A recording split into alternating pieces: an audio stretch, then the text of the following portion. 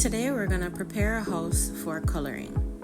First step is always to select the entire structure, identify all the areas that would need to be colored, and so I outline the whole thing, one corner at a time by hand.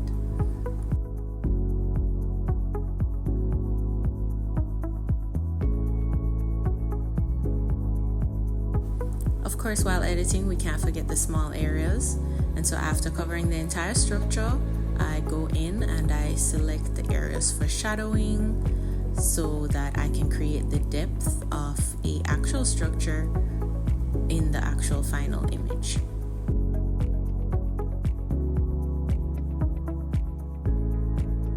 Now for interior sections, I know you can't see what's going on, but while I'm editing, I can tell, where the walls end, where they begin. In areas like this one, I kind of just guesstimated how far down the hallway went so that we can have, that depth.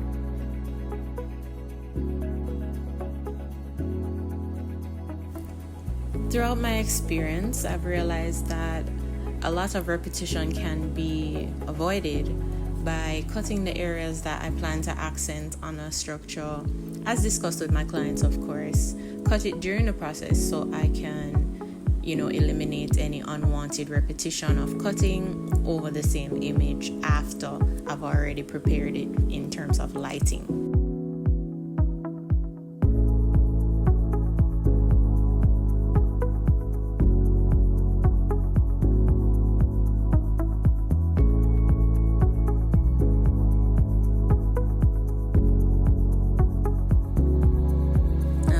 We're not coloring windows, so here you can see me outlining the surrounding dirt and construction materials so that they're not included in the final coloring.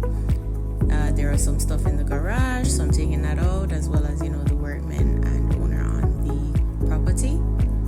And once we get that excluded, it cleans up the image. We make sure that we're not covering the windows so that they remain white in the final editing.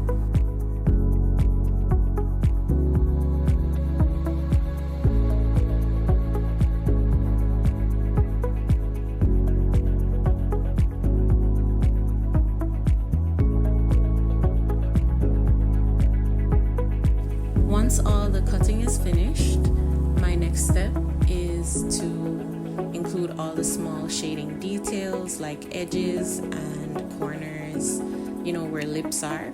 Then lighten the entire image that I've just covered and create that depth that I was referring to before so that it looks like you're looking at the actual structure.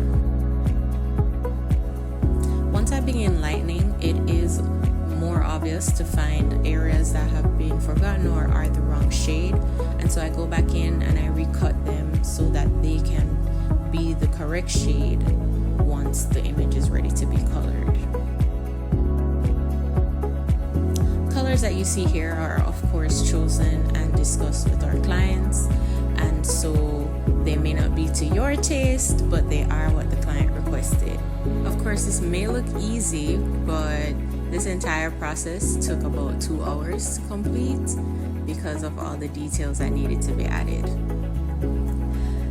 Colors chosen here were actually adjusted in the final edit based on placement that was further identified later on in the editing process when other schemes were being created for the client. So the final image didn't turn out exactly as you see it here. There were just small details, but overall the client was pleased, and that is always the aim.